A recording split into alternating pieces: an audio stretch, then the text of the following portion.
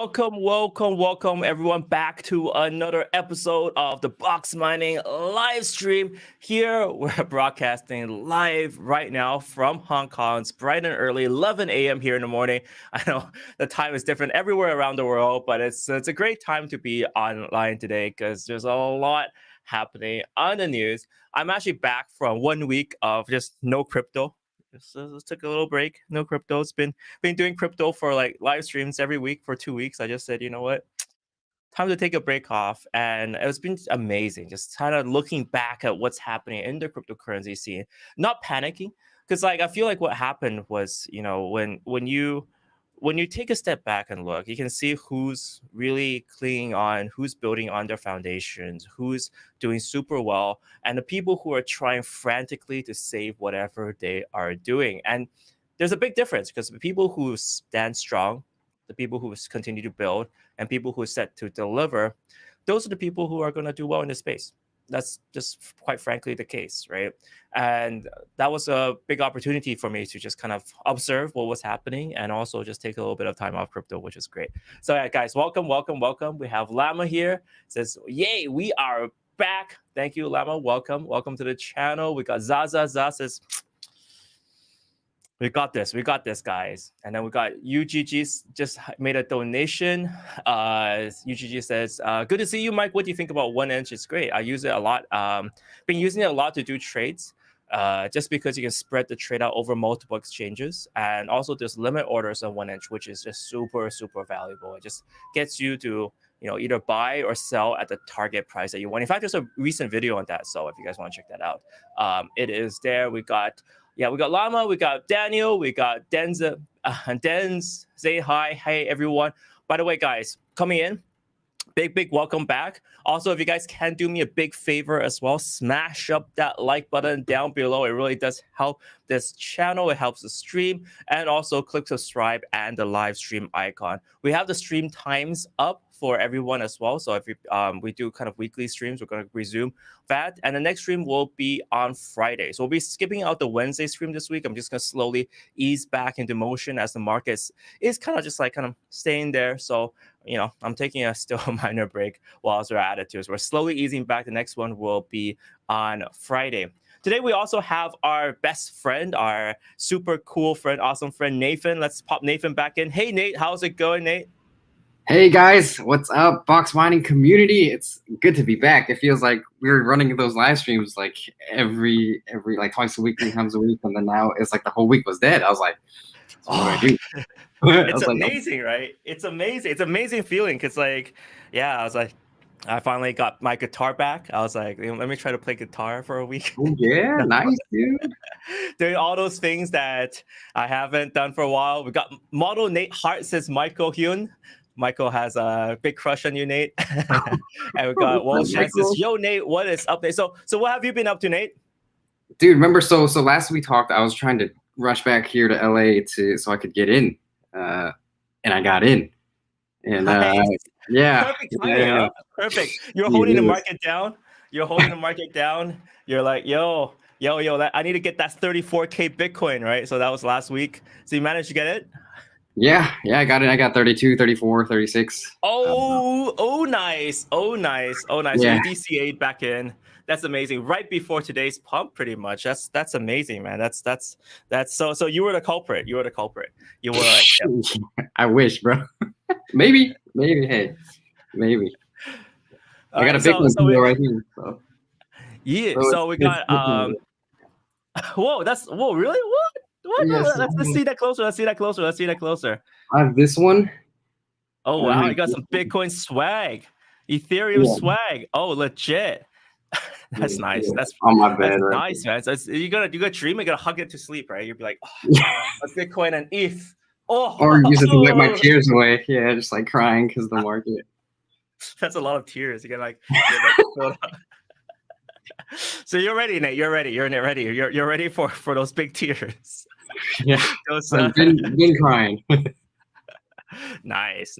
So, all right, welcome back, both sis Wolves and Elijah Killen says found the ledger when he got home. That's one step. It's nice. That's amazing, guys. And just a reminder. So, over this week, not just a reminder, but over this week we had some unfortunate news from one of our members in our channel. I guess I won't name him for just to keep privacy, but unfortunately he had a fire in his attic, which burnt down a lot of his stuff, including ledgers and like potentially backup phrases, and just it was devastating. So yeah, I kind of saw that on there. I just want to do a shout out and say, yo, look, hope you're doing well.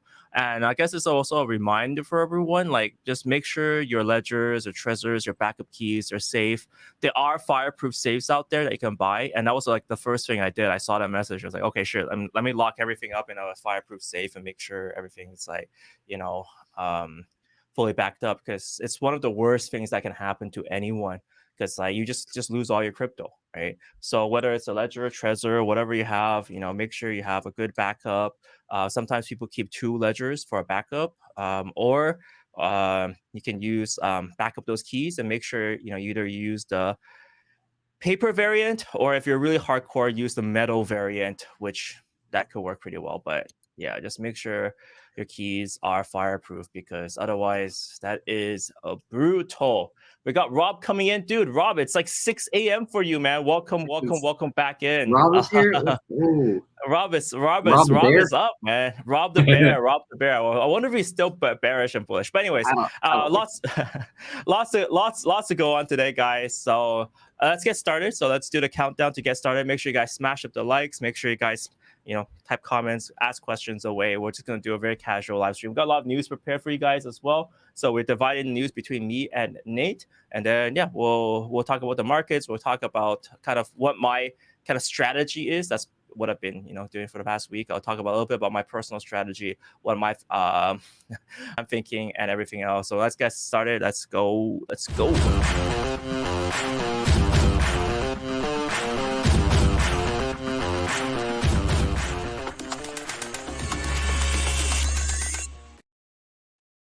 All right, so let me just do a screen share right here. Boom. So we'll take a look at what the markets are like right now. Just do our market reaction. All right, so we have a lot of positive movement. Bitcoin is the strongest. That's the strongest Avenger right now. Bitcoin's strongest Avenger at $40,000. It's approaching 40K, which is just amazing. 36 to 40K, depending on where you're looking at. It looks like it did get rejected. I think like if you can see this candle right here, which was just around 2 hours ago, it tried to breach 40K, but it's like take a chill pill there. Which is great, but you can definitely see that we were kind of in a period of being wishy-washy. You can definitely see over this period of a few days that there were quite a few green candles going up. There were quite a few big buys on the market, which I see as a very positive sign that people really got the dip. Obviously, we definitely tested where our support is multiple times throughout this period, but I feel like this is it's a change towards a much more optimistic time. We'll talk about the Elon. I think a lot of people were very fast to conclude that, oh, this is because of the Elon Musk tweet, because all of a sudden Elon says, oh yeah, he's okay back to accepting Bitcoin if Bitcoin has more than 50% renewable energy being used. But I think that's a little bit overplayed. Do you have any specific targets, Nate? How are you taking this right now? So yeah, I'm packed, bro. I am so bullish. I've been bullish since I left, but now I'm like even more bullish. Like it's just based on the news that I'll tell you guys. Yeah. My target 100K. 100K still, right? I've been a little bit more cautious. I think big picture wise, I think we're gonna get there. But I think like the people don't realize how long a kind of like a break can be in crypto, especially like it could be 1 or 2 months, and we've seen a few weeks. And I'll say that I'm a little bit disappointed that Bitcoin didn't recover as fast as we kind of thought. All right, we had this flash crash down, and maybe a V-shaped recovery up here, right? That would have been nice, right? So you have this dip, you tested the market found where the support was, and then it kind of rallied back up. But it does seem that every time it tried to rally, like it really did try to rally, late May-ish. But then what happened was that it kind of got stopped multiple times. So we're really seeing where we do have quite some strong resistance here. So this is really a big test.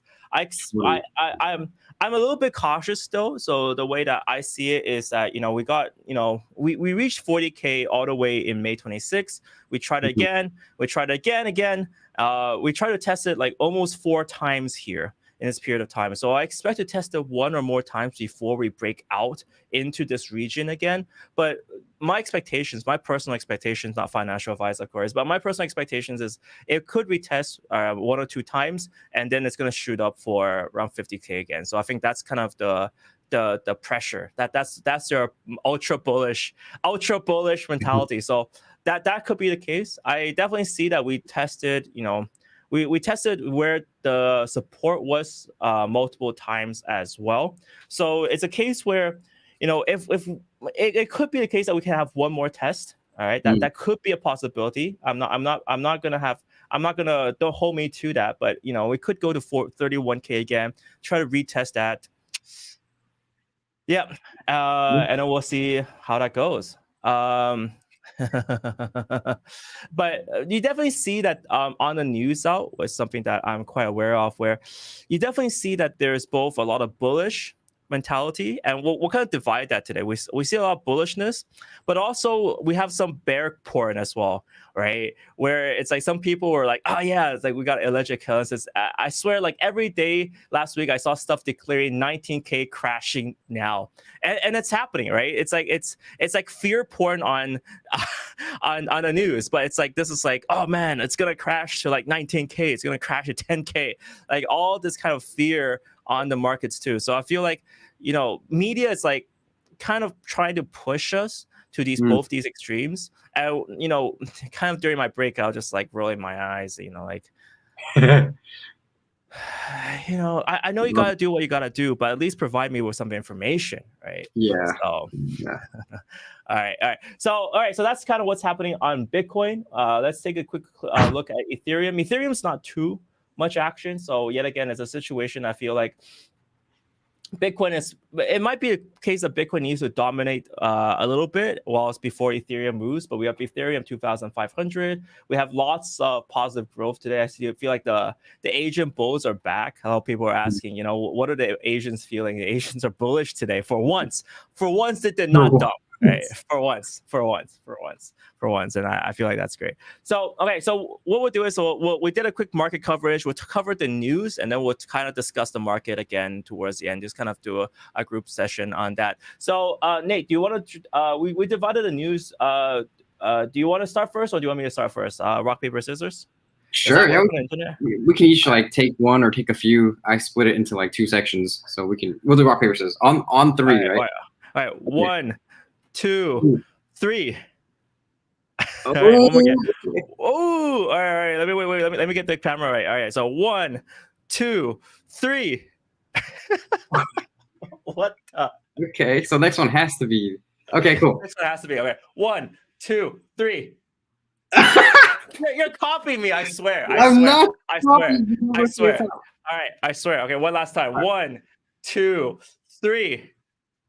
Dude.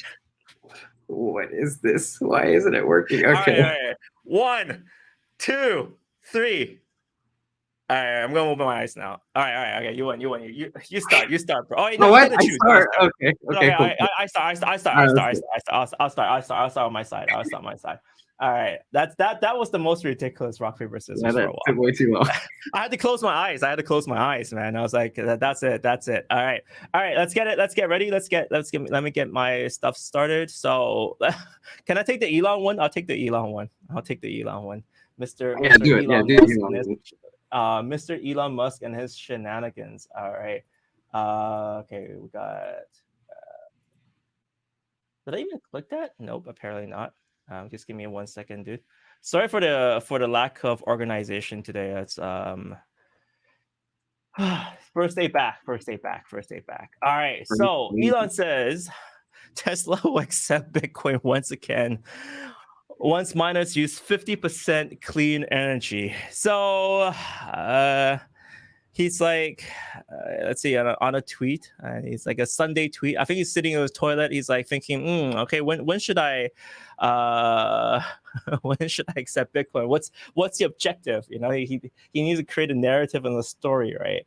So he's saying, okay, so he's saying that he's gonna accept Bitcoin after 50%. He's also replied to this, which is okay, so he says this is inaccurate. Tesla only sent 10% of Bitcoin holdings could be liquidated easily without moving the market. When there's confirmation of a reasonable 50% clean energy usage by miners with positive future trend, Tesla will resume allowing Bitcoin transactions. I don't know. Like, I don't know. Oh. There's a lot of things about this that it's like, you know what I mean? It's just Elon. I feel like at this point, it's Elon. It feels like a toilet tweet. It feels like he was just sitting there, like, oh yeah, I'll make a correction. Yeah, we'll do that after, 50%. That sounds like a good number.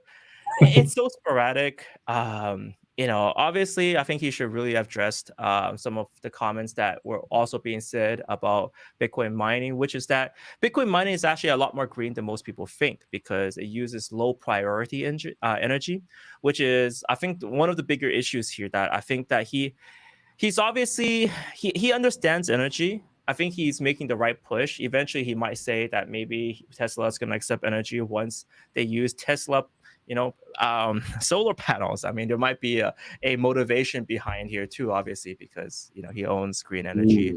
He owns a solar. He has his solar panel business isn't doing too well either. So I was like thinking maybe he's gonna. It's pretty smart.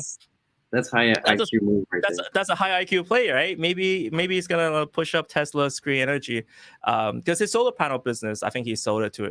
He bought it back from his brother, and it wasn't doing too well. But anyways, regardless, I think it's interesting to see that he hasn't sold his Bitcoin. I think that's the that's the biggest part here. I think a lot of people are kind of afraid that Tesla's gonna just completely dump their Bitcoin, which is not the case, which is great. And also, I think I'm a bit tired of listening to Elon at this current point. Is that he's very sporadic. That's why I kind of do my eye roll here. Like, he's one of those guys who's a little bit different. I mean, do you read a lot of Elon, Nate? Are you fed up, or are you still okay with this? Well, I am a low key Elon fanboy. I've read his books. I've read his entire biography. I know a lot about him.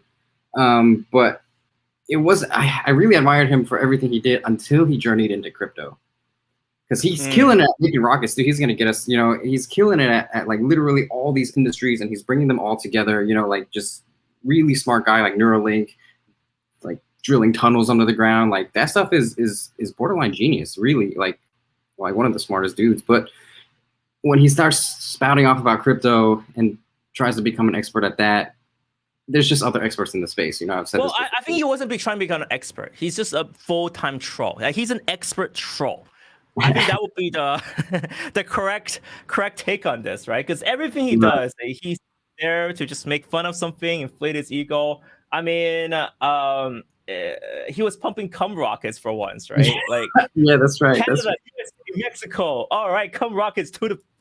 Yeah, cum rocket to the moon, right there. That's it. Yeah. I mean, like, off all things, dude. Come on.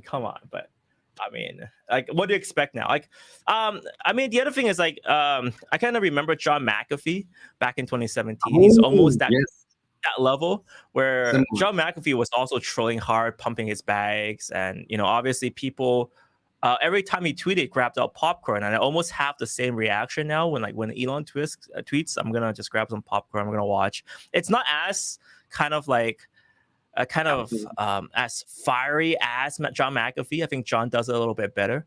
Like dramatic, but it's a lot more dramatic and just like if Bitcoin hits $1 million, you might, yeah, man. All right. So do you want to take the next one, Nate?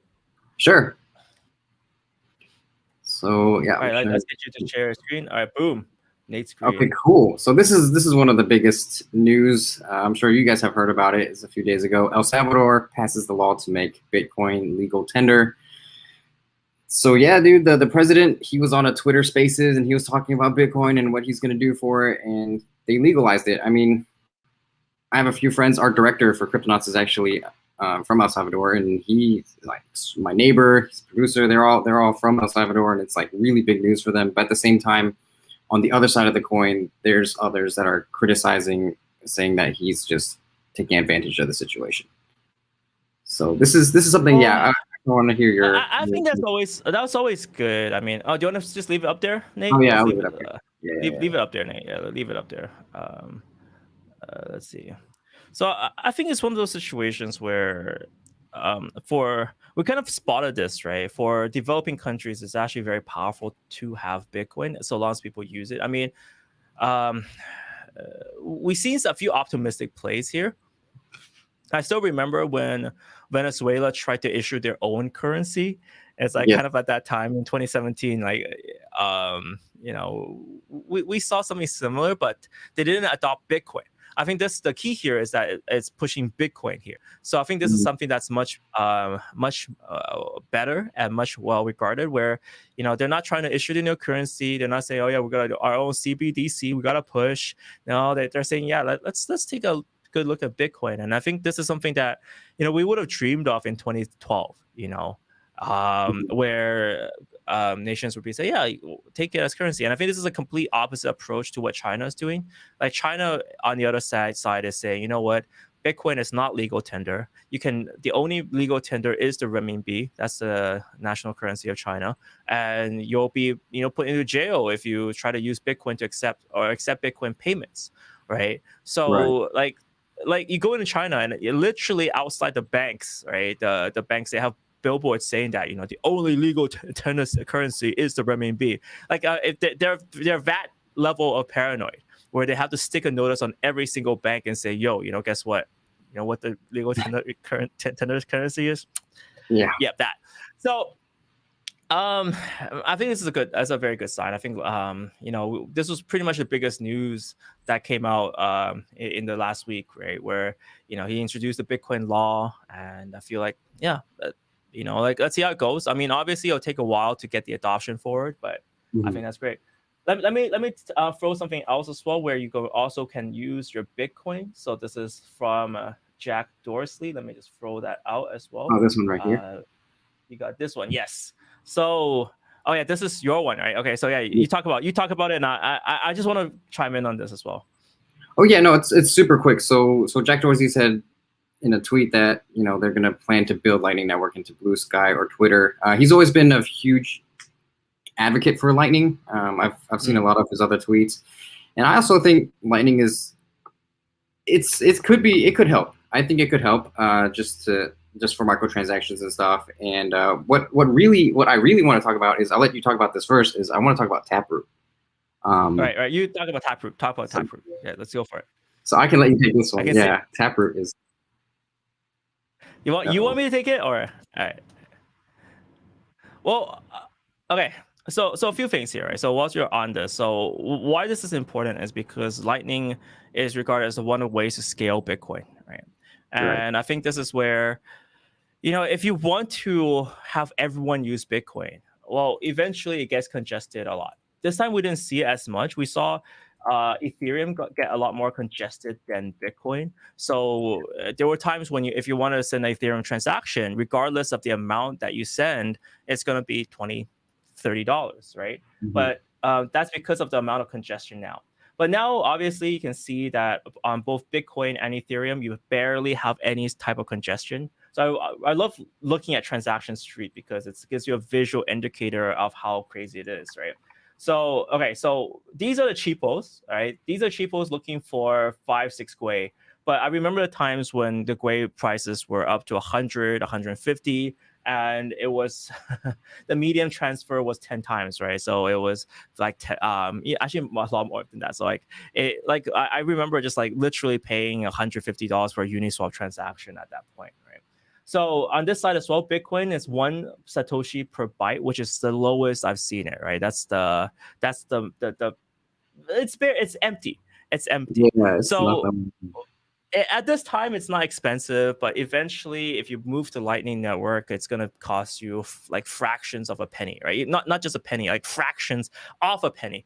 It's so cheap to send a Lightning transaction. So hopefully, So hopefully that's what we're kind of looking for. Like if there is adoption, because right now what you kind of see is that when the markets are down like this right now at its current point, people just aren't using the networks. And this is a sign that does make me a little bit bearish when you see transactions are so cheap, people are not using it as much as they could, right? Like I'm jumping up and down. Like last week, I actually targeted a lot, and I actually I set a lot of limit orders. I did my every transaction that I can do, like every interaction with a contract I can do, I did.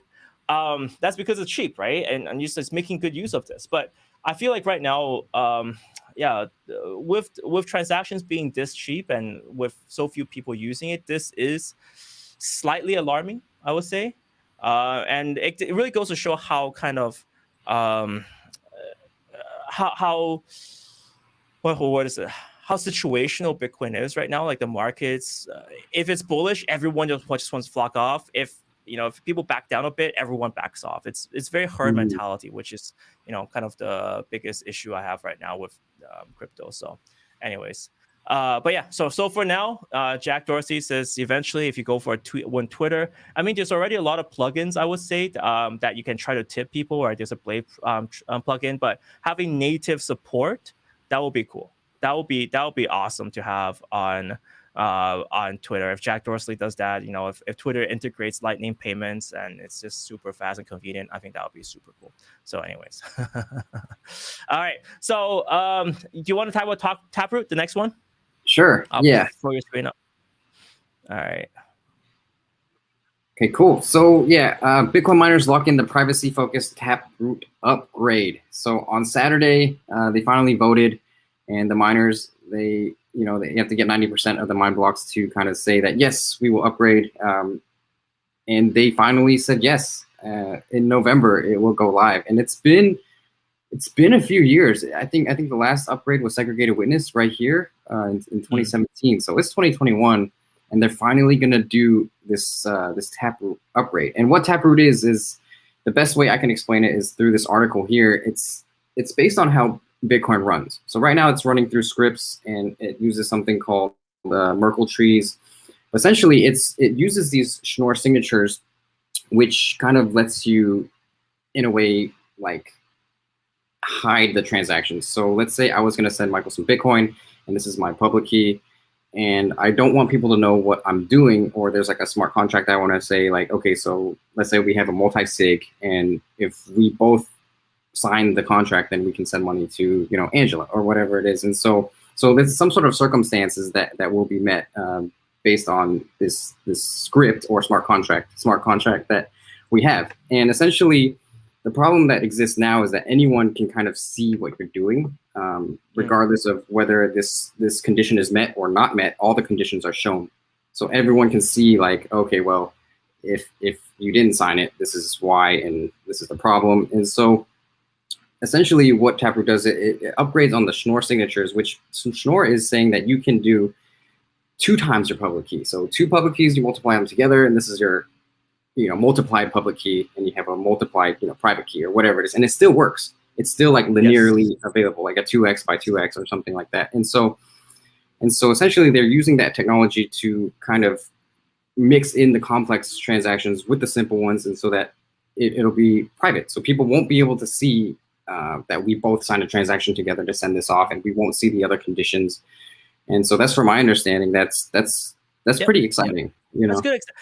I think it's so. Let me budge in a little bit. So it applies more to the multi-signature transaction. So if you're just transacting out of a wallet, you're not going to get privacy. So I'm just going to put that little caveat out there. I think that's one keyword that you said out there, that this applies a lot more to the multi-signature transactions. So the ones that require like 2 ledgers or 2 treasures, that's been these are going to be a lot more private because of the way the signature operates. So it uses the Schnorr signatures rather than the elliptical curve signature. So this is actually a big upgrade on the cryptography front, and this provides a huge basis for what Bitcoin can do in the future as well. So I think these are kind of 2 kind of major updates. That's why the programmers are super excited about this. It's not too big for the average Joe. If you're going to use Bitcoin, Taproot's not going to influence you a lot, but it just gives you the foundation. It gives Bitcoin the foundation to do what it can do in the future. Now, what's even more important about Taproot is, I think, something that Nate said very early on, which is that the miners finally agreed to lock this in, right? So let me just throw this up here to add this to the stream. So usually these upgrades to Bitcoin network, a lot of times they're very controversial, and they're controversial not because of the tech most of the time. It's actually because of the people, the politics behind it. Right. So if you guys remember segregated witness, there was a lot of controversy over the activation. Just because the programmers developed this and wrote this code doesn't mean it's going to be implemented. The miners have to agree. So what we saw before in 2017 was this power struggle, literally this power struggle between miners and between the programmers. And there was this kind of a big miscommunication. So if you really zoom out and you see the big kind of catastrophe that happened in 2017, a lot of it was because of people's egos. Like, the miners were hurt that the developers didn't invite them to a conference. Oh, okay. Now they're gonna block the activation of SegWit. Okay, crying. Oh my God. It was a lot of drama. And it's also what kind of created Bitcoin Cash and Bitcoin SV, because people couldn't agree. So Bitcoin Cash, for one, does not have segregated witness, right? So that was kind of the big selling point of Bitcoin Cash. But the biggest problem behind that is that, it creates a lot of coins, it creates a lot of confusion. And ironically, coming to right now, 2021, it's pretty clear that segregated witness works. Right, because we've been using SegWit transactions for a while now, and well, guess what? There's no major security issues with segregated witness. So anyway, I wanted to prove a point because I was on Bitcoin side all this time, but this time it seems to be a lot smoother. So yet again, this time the lock-in of at least 70%, 90% was just locked in like that. There was no further drama, and there was no need for a big push like that as well. Back in the day, the drama on that was just insane. It just split people. It's one of the most controversial political kind of upgrades of that time, and now we don't see this kind of politics. So what I'm kind of seeing here is not just this Taproot upgrade, but by making these upgrades smoother, then we can look to add more things other than Taproot too. Right. So I feel like this is a much more optimistic path for Bitcoin too, where right now, I guess because the Bitcoin Cash community just walked away, they don't really have much of a say in this Bitcoin community anymore. So it's a much more focused community that can really push it forward. So I'm pretty excited for that. I feel like that's I'm excited too. I think it's where we should be. In 2017, I was a little worried that people's egos, like you said, just getting into arguments, like the whole 2017, the whole fork thing, it really gave crypto a bad name, and people were buying Bitcoin Cash thinking it was the original Bitcoin, and people were getting wrecked left and right, and it was just like they could have just destroyed everything, and I think we're good where we're at now. And Satoshi said this I read his book, like his old emails, and he said something that kind of stuck with me. He said that it will always be the original Bitcoin versus some other chain, some other fork of Bitcoin, or some other, or maybe Antonopoulos said that, but it's always going to be Bitcoin versus another copy, whether it's Bitcoin Cash, Bitcoin SV, or, whatever it is down the line. So I was just like, yeah. Bitcoin survived a lot. Okay, so talking about miners, I'm going to do lightning fast news now because these are smaller pieces of news. So first of all, confirmed. Oh my God, confirmed. All right, so more mining FUD. China orders Yunnan Bitcoin miners to cease operations by the end of June. Yet again, I'm just like rolling my eyes. Like most miners either moved out by now. This is yet again, it's fear, right? It's fear, and this is what a lot of this kind of explains a lot of the uncertainty that's coming on the markets. I mean, for a fact that China tried to ban mining multiple times, and they haven't succeeded, right? That's why they're doing it multiple times. It's because if they were successful the first time, they wouldn't have to do it again. 2017, we saw mining ban. 2018, we saw mining ban. 2021, we saw mining ban. This is just a continuation of that. So now they have a date. But why it's really hard to ban mining is because a lot of times, all you need to do is just to connect yourself to the power grid, switch your power on, you're good to go.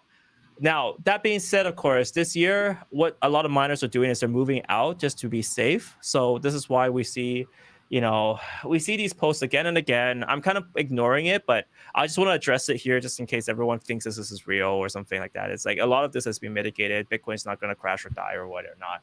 I'm just going to roll my eyes on that very quickly. All right. Next one. We got Thai SEC orders exchanges to delist meme coins, NFTs, and social tokens. Ew. So, wow.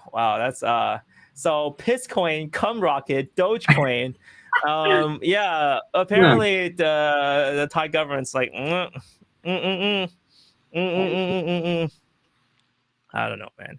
I think Thai's a little bit messy, to be honest. Last time I was in Thailand, I was talking to some of the exchanges there, and regulations are just it depends on who's in charge at that time, and it comes and goes. But I guess they want, I don't know, like, how do you distinguish a meme coin that does something versus meme coin that doesn't do something? I mean, we've seen all the food frenzies recently, right? Like all the sushi swap. Is sushi swap a meme? Would the Thai government say that's a meme coin because it's got sushi in its name? But it's also a swap, right? It's also an exchange. Well, a pancake swap, right? I don't know. It's one of those things that I feel like it's just like some guy at the top. They don't really understand this meme culture.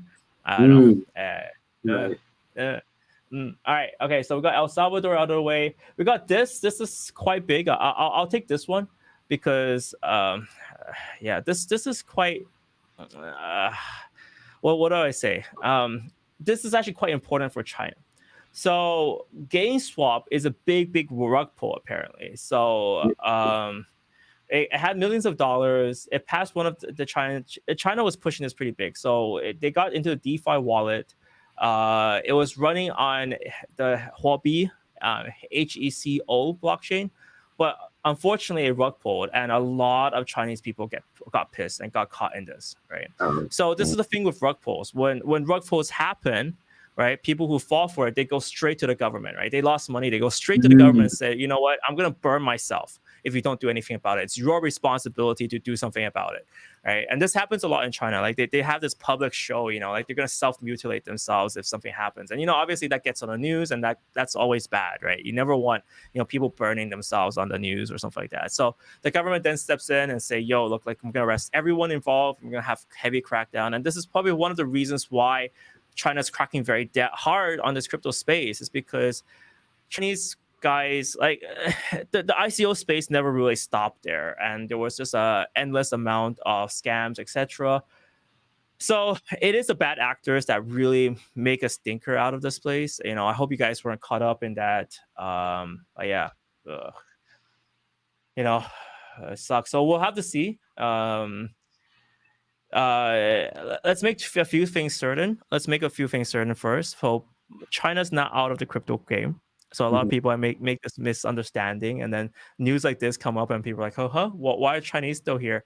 Well, they're always here. And China, even though they banned crypto, there's still a huge crypto scene there. Like, just for example, like the Huobi blockchain is not very active in the West, but in China it is, right? So yeah, Chinese community not too small. And yet again, I hope these things don't take down everything. I know the biggest one was Plus Token. Like a few years ago, Plus Token was like the biggest Ponzi scam there. So yeah, let's hope it doesn't wreck the entire space for everyone. That's kind of that. Two with it says, I'm gonna burn myself if Bitcoin doesn't pump. Yeah, do that to Elon, man. Say that to Elon. Tell Elon that. Make him pump. Make him dance. All right, dance, monkey. Otherwise, I'm gonna burn myself. Like, Yeah. All right, hey, do you want to take the next one? Sure. Let's do it. Let's do lightning rounds.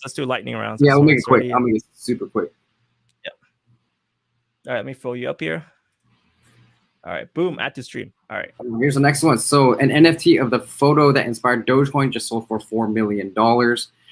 It's crazy. It really did. I went there, and this is the photo, right? Here it is. This is the Doge Shiba Inu, and it sold for 1,696.6.9. Wow. Very nice. Wow. Yeah, what am I doing with my life? What am I doing? Can I just take pictures of dogs now and just? Oh my god. Yeah, so that's 4.2 million. I don't know if they did it on purpose, like 1.69, haha, very nice, and then 4.2 million.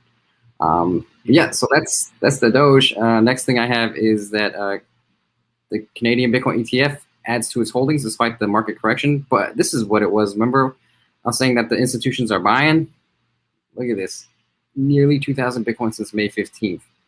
So they've been accumulating in the background, just as we predicted. Yeah, a few weeks ago. Smart people accumulate, man. Smart people accumulate. In general, that's awesome. Yeah, and then so this one is banks must cover Bitcoin holdings with their own capital. The Basel Committee on Banking Supervision has announced that banks must set aside enough capital to cover Bitcoin losses in full.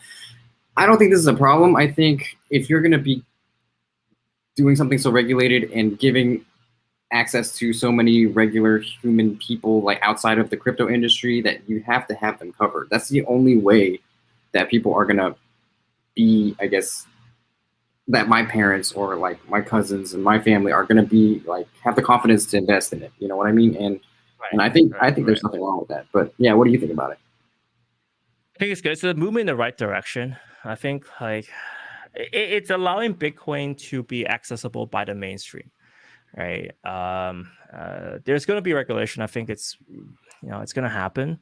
I think people who through that path, they're going to get accustomed to owning real Bitcoin, and I think that's going to be the power here. I think that's because Bitcoin gives you the option to own it yourself, right? Whether it's as dorky as this with all these hardware wallets and whatnot, it's about taking power back. So it's a long, convoluted way of saying, look, this allows a lot of people to get exposure to Bitcoin, and once they're exposed to Bitcoin, they can buy some themselves and hold it themselves, and that's the hope that I have, that the Bitcoin can become something that's independent of the banks. But to get there, people have to use the banking system, right? So I feel like that's the hard part, right? A lot of people, I think, especially a hardcore Bitcoin community, be like, no, this is bad regulation. No, this is bad. And like banks, this is bad. But, for me, I kind of see this as like, it is one of the entry methods for people to get into crypto. So I think that's that's lining there. All right. So it's necessary, right? All right. So very quickly, I'm going to end this. I'm going to have two very conflicting articles. We got Bitcoin could hit 85,000 in 3 months as indicators flip bullish, right? So they catch this one indicator. Oh my God, it's gonna flip bullish. And then we have the complete other side, which is odds makers give 60% chance that Bitcoin will fall to 10K this year. Oh my God. So I love media, right? I love media. So one says Bitcoin's gonna double in value. One says there's a 60% chance. 60 is not a small amount. It's bigger than 50. 60% chance that Bitcoin's gonna fall to 10,000. 10,000. It's gonna fall like 4x, right? It's gonna go down. My God, like this is the problem we have in media right now, right? Like these articles, they reach the top of the headlines. Everyone who cares about price, you're gonna either be freaked out by fear, or you're gonna be greeted out by these like bold predictions, right? I think I'm so sick of this, to be honest. I'm so sick of this. Like I understand the mechanics behind this, because like people like clicking and reading this, but it really does not help our current market when, people who from the outside, they'll just read this and they'll be like either freaked out because they'll actually believe that this is real, right? They won't understand that this is trash, right? That's the biggest problem. So anyways, that's life. C'est la vie, c'est la vie. Yeah. Anything for a click, right? Anything for a click. Anything for a quick click. Yes. Okay, so Brian Gleason says Elon not manipulating the market. He was responding to allegations. He was pump and dumping, yet he never dumped. Right. So I think this was a fear. I think this was also pointed out by Dynasty Post as well. I can for some reason I can get the Twitter comments up here, but I can't get the YouTube comments. So apologies for that. I'll figure out how to get the YouTube comments. But yeah, people were making lies about Elon as well. So I think that was kind of his response. So people were making up lies and saying, oh, Tesla dumped, or Elon dumped this Bitcoin, and he no longer holds it. He's just pumping and dumping the market. I'm pretty sure he's buying other coins on the side. I'm pretty sure Dogecoin or Come Rocket or whatever the hell he wants. I'm pretty sure he owns a little bit of it. But in terms of his Bitcoin holdings, at least, that's his biggest bag because that's what he bought with Tesla money, not his own money, but Tesla money. And he sold only 10% of that. So I think that kind of answers the question. And he's a hodler. He's a hodler there. All right. Yeah. So I think, Nate, we have to end this by 12, right? We have to end this in 7 minutes. So should we start wrapping this up, I guess? Sure. Yeah. Let's. Yeah. I mean, we can take some questions or just kind of interact with the community a little bit. Whatever you want to do. Talk about random stuff. Sure. I'm taking a look at comments. So guys, if you have any comments today, so just on the background of this, I'm doing another show with Nate after this. It'll be a super cool recording. Do you want to talk about the DeFi event that you're hosting as well? Just bring that up. Yeah, DeFi Summit. So DeFiSummit.com. I don't know if Michael's still here. He's one of the guys that are running this. Michael and Justin. It's gonna be good. We're gonna be doing a ton of stuff. There's 150 speakers. Coinbase is gonna be speaking. Yeah, there's some massive speakers. That's a big conference, man. It's a big conference. Yeah, it's a lot of work. So I know Michael. He's like recording. He's like doing he's pushing 20 hours a day right now. Like props to him. He's really just going in right now and just like trying to get everything done. So yeah, I mean, check it out, guys. DeFi Summit. Is it free? How much does it cost? It's free. I think it's free. Nice. Yeah. Nice. How do you make the money? That's a good question. We're doing this for the community first. I guess we can figure that out later. That can be something you can ask. You can ask the founders that when we talk to them. It's a good question. Cool. Sounds good, man. Sounds good. So check out Nate's helping out with DeFi Summit. I'll be doing a recording for that too today. So hope that goes well. If you guys have anything you want me to add on there, that should be good. Oh, we got Jim Davis uses in it for the tech. Ironically, all right. As jokes aside, right? In it for the tech. Jokes aside. The tech was one of the things that kept me here. Like if I was just in it for the money or the craziness, I don't think I would have lasted very long in crypto. Like you have to understand the tech a little bit. So anyways. All right. Okay. So, Elzo says, can you talk about the best privacy coin, Pirate Chain, Atomic Swaps coming soon? Chain. I actually haven't looked too much into it. It's one of the things I should definitely see. I mean, I saw they were going like crazy for a while. So you know what? Like it's one of those things. Like I'll jot down. I'll take note of it. But because the price was just like I usually don't touch those. So, anyways, but I'll take a look of it. I'll take a look at the Atomic Swap. Thanks for the suggestion, also. Do you have the access to comments? Yeah, I'm got Michael. Yeah, go for it. We got Michael Hune says secret network is more private than pirate. Man, privacy coins are like this. Privacy coins, there's so many variations of how we can do privacy. Because like we have a big friend in Firo, which is a rebranded Z coin. And there's just so many variations of privacy and so many ways to do it.